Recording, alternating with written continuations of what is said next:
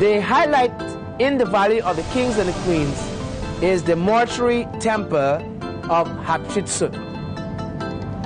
Hatshepsut is, I would describe as the most gregarious and the most outstanding of all of the pharaohs. Not only male, she was a female pharaoh of her era. This was a very powerful woman who made sure that whenever she appeared in public, she appeared as a male.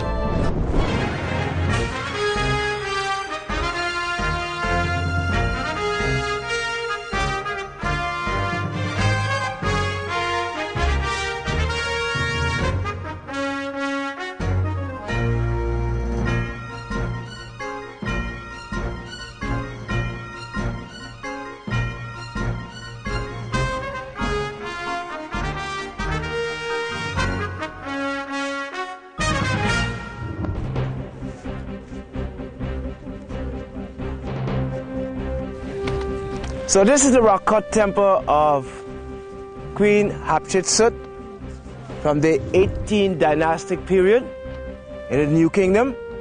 Hatshepsut was the daughter of Thutmose I, wife of Thutmose II, and arguably the stepmother of Thutmose III, either her younger brother or her stepson, who was actually in line to succeed the throne after the death of her father, Thutmose I. Now, as we go along through the side, I'm going to continue to tell you this story because it's a very long, a very interesting story that talks about the importance of Hatshepsut and her relationship to Thutmose III, who is described as the imperial pharaoh and the one who conquered the largest number of territories on behalf of Egypt.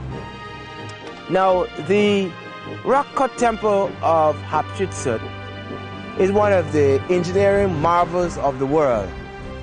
Besides the pyramids at Giza, and besides the rock-cut temple of Abu Simbel that we saw several days ago, this is a magnificent feat of engineering.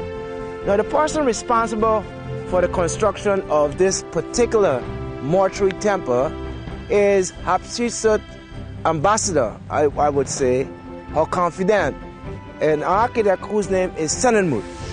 Now, Senenmut is an architect that we hear very little about. He is in some ways equal in stature to that of Imhotep by way of the structure that he has created for us. This entire chapel here is dedicated to her divine mother, Hathor. With the Hathor, see the entire mountain area around here is Hathor. So this entire chapel is built in the shade, in the shadow of the mountain. These mountains belong to Hathor. Now on this wall here, this is where you'll find the most important scene in this entire temple. Here, Hatshepsut symbolically nurses from her mother, Hathor. She wears the warrior helmet, and Hathor is being led by Amun. So now when the priest and her detractors came here and they saw this, they could only concede to the legitimacy of Ma'at Kara, who we know as Hatshepsut. So in other words, she cinched the deal right here. Nobody could legitimately challenge her. That's it. No more arguments.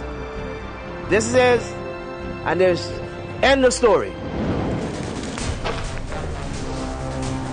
The procession continues.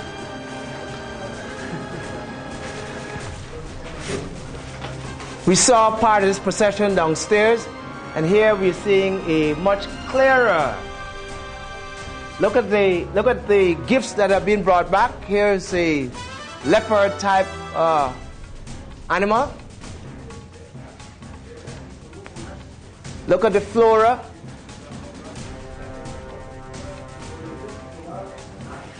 The boat is now removed from the top there. And all these friezes. The oarsmen.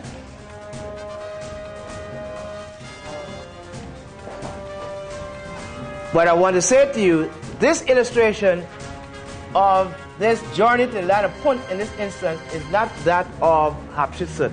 This is Thutmose III. See there? See him there?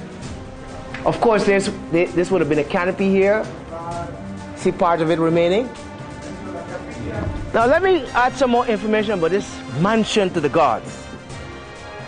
Now whenever a temple is constructed in Egypt, the temple is not simply built to one deity, sometimes one, but even though it is dedicated to one deity, you have other ancillary deities that are attached to it.